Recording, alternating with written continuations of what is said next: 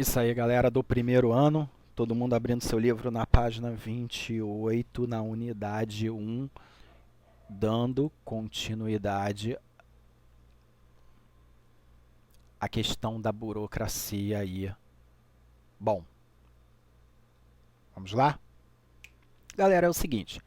Nas aulas anteriores nós falamos da burocracia, faz parte justamente de todo o sistema institucional, hoje no Brasil e também fora do Brasil. No segundo parágrafo, o termo burocracia adquiriu fortes conotativas negativas, é óbvio, tá? Infelizmente a burocracia, dependendo do sistema, ela acaba se transformando muito mais negativa do que produtiva, tá? E vamos desenrolar isso lentamente, tá? Nas nossas aulas. E no século XX, o termo burocracia apareceu como uma crítica à rigidez do aparelho do Estado. Quer dizer, que o Estado era incapaz, muitas vezes, de fazer alguma coisa. Tá ok? Então, o porquê burocratizar as instituições? Na realidade, a ideia de burocratizar as instituições não era fazer com que as instituições, meus filhos, elas pudessem ser mais lentas. Não, pelo contrário. A ideia principal de burocratizar as instituições não era que você entrasse numa fila, hoje que existe na prefeitura, né, na Secretaria Municipal de Saúde, em que você entra numa fila precisando de uma ultrassonografia, de uma cirurgia, e você fica nessa fila online, em andamento durante 1 ano, 2 anos aí. Tá? Isso é algo muito negativo. Então, nesse momento, você começa a dizer, poxa, peraí, o Estado ele não está andando. Eu estou até hoje esperando no município uma cirurgia, estou nessa fila virtual que eu não saio dessa posição.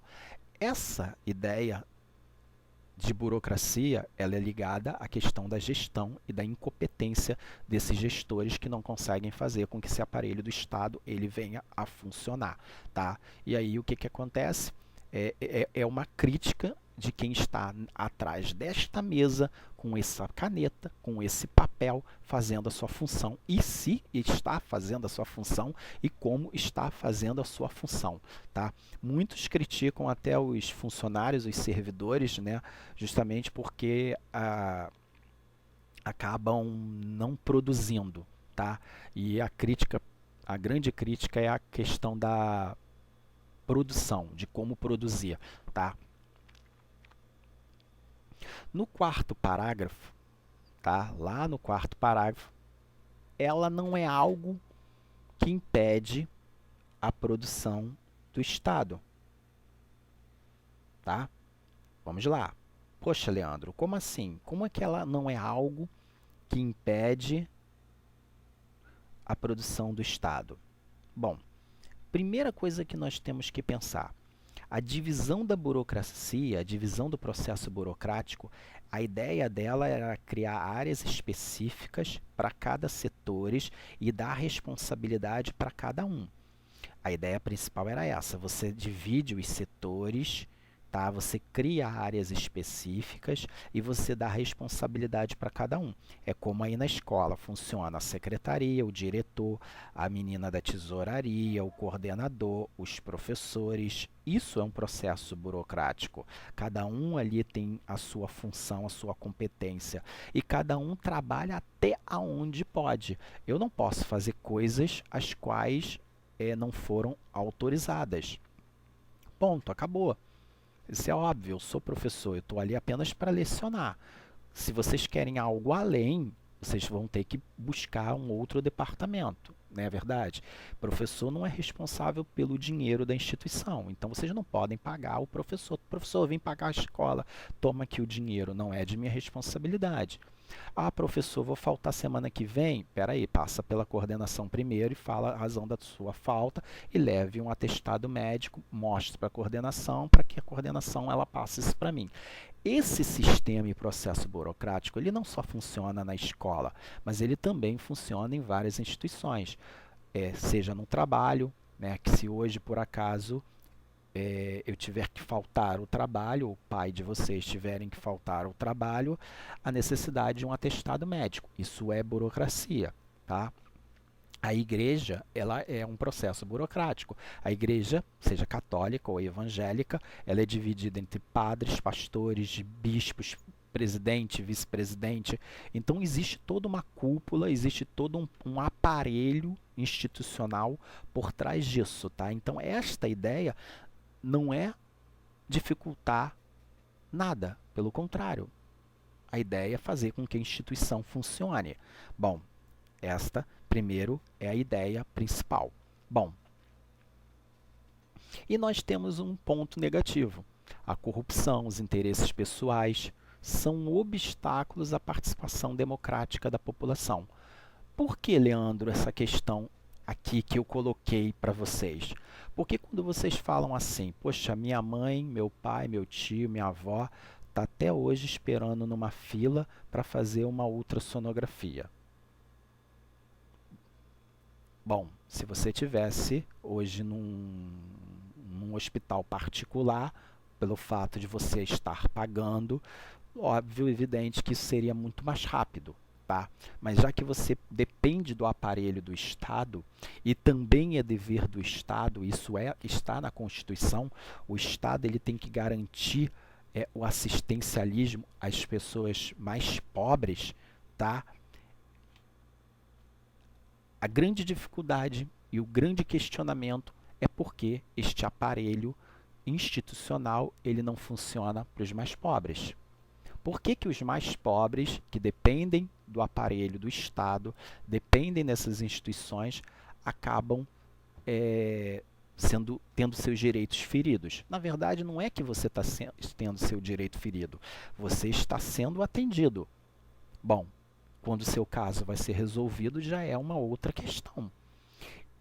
Esse processo, ele vai ao lado das grandes críticas dos grandes gestores hoje, quando falam que essas instituições elas são mal elaboradas, são mal trabalhadas. Por isso que você tem que colocar pessoas competentes para essas instituições. Bom, mas Leandro, quando as coisas elas não funcionam perfeitamente? Bom, a ideia principal do nosso tio alemão, nosso tio Max aqui, ele fala que este aparelho administrativo ele tem que ter regras, hierarquia e tem que ter códigos aí de punições. Como assim, Leandro? Então, por acaso, se alguém ali comete algum tipo de erro, entra o chamado processo administrativo. O processo administrativo ele funciona em todo o aparelho do Estado, tá? Ao contrário de um emprego normal, né, vamos dizer assim, de uma empresa normal, para a gente tentar entender, vamos lá. Houve aí um funcionário que foi acusado de desviar dinheiro da educação, né? Ele trabalha na Secretaria de Educação, ele conseguiu falsificar ali documentos e ali ele desviou dinheiro da educação, dinheiro que poderia servir para ajudar muita gente. Esse indivíduo ele usou para ganho próprio. Bom, esse indivíduo por ser concursado, isso é uma coisa muito polêmica, tá? Mas esse indivíduo por ser concursado, por estar protegido por lei, ele passa por um chamado processo administrativo. No processo administrativo, há justamente o quê? Há necessidade de avaliar a conduta daquele indivíduo. Se for comprovado e tiver culpabilidade deste indivíduo, ele pode perder o cargo dele e ser expulso justamente do Estado, do município, do órgão federal. Ele pode ser expulso, mas ele tem que passar pelo processo administrativo. Ao contrário do Leandro, que se o Leandro trabalha numa empresa comum, vamos supor empresa de refrigerante aí qualquer, e de repente dizem que o Leandro roubou um refrigerante e deixou no armário dele, para mim não tem processo administrativo, para mim é justa causa e eu vou parar no olho da rua. Tá? Então nós podemos reparar que o processo administrativo ele funciona para essas instituições. Tá? O processo administrativo ele funciona justamente para você não punir o funcionário logo de cara. Na realidade, o processo administrativo ele é uma punição, mas ele é um afastamento do profissional das suas funções. Então, este profissional ele é afastado das suas funções até que uma cúpula venha investigar o caso. É o que acontece hoje, vamos falar de algo que acontece muito com a polícia militar. Dentro da polícia militar, quando um policial militar é acusado de ter cometido um crime, ter matado um inocente, ele passa por um processo administrativo. Ele é separado, sua arma é recolhida, tá? Em alguns casos, não todos, acontecem o afastamento total desse indivíduo, tá? E ele fica em casa. Em outros casos, não. Em outros casos, o afastamento dele é participar só de serviço burocrático. Ele é afastado da rua e vai fazer serviços burocráticos dentro do quartel, até que o processo administrativo termine e realmente venha a ver o que aconteceu com aquele policial para ver se ele é inocente ou não. Então, o processo administrativo ele existe justamente para atender uma necessidade do aparelho do Estado nesse exato momento aí, tá ok? Bom, cada instituição tem o seu processo administrativo, com suas penalidades. A organização burocrática ela serve para o desenvolvimento de uma nação, por ser indispensável ao funcionamento do Estado. O Estado ele tem que funcionar, tá? Todas as atividades elas têm que funcionar, todos os setores econômicos eles têm que funcionar a partir daí. E nós temos aqui um modelo de um processo burocrático e administrativo, tá? Primeiro, nós temos a União, os estados, os distritos federais e os municípios. Na União, nós temos o presidente, o vice-presidente, e nós temos os seus ministros que estão subordinados justamente ao presidente. Tá? Nos estados, nós temos os governadores e vice-governadores, os secretários estaduais, que também os mesmos estão subordinados ao governador. Tá? No Distrito Federal, nós temos o governador, o vice-governador do Distrito Federal e secretários dos distritos federais de cada distrito, tá, que estão subordinados a este governador deste distrito que comanda os outros distritos federais ali.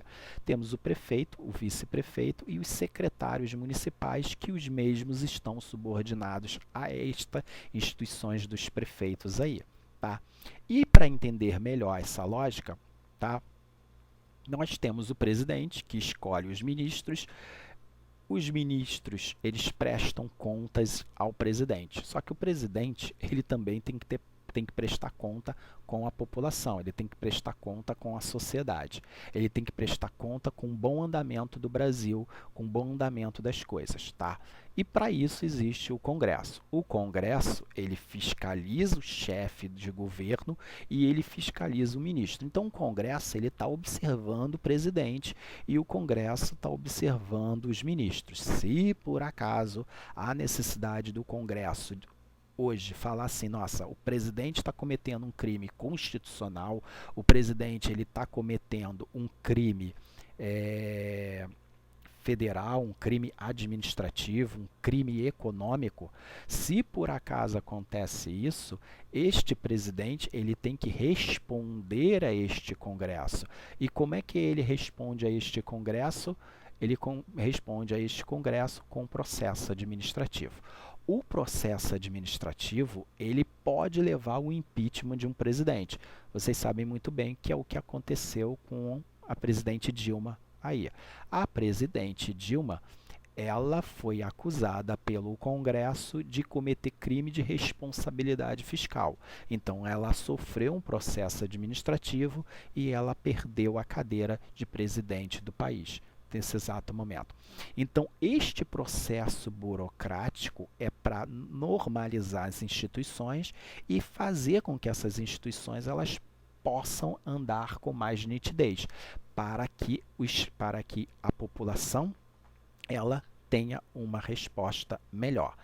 Tudo bem, meus filhos, que nós estamos falando na teoria, né? Porque na prática eu e você sabemos que a situação é totalmente delicada e o momento é todo delicado. Mas é mais ou menos assim, para você tentar entender, que funciona o processo burocrático e é mais ou menos assim que esses chefes de estados e justamente os prestadores de serviços concursados dentro dessas instituições têm a sua hierarquia para respeitar e seguir, tem as suas divisões burocráticas, tem as suas áreas específicas, cada um tem a sua responsabilidade, cada um tem o seu cargo, a sua organização superior e cada um tem que trabalhar de acordo com a necessidade dessa instituição para dar uma resposta para o Estado.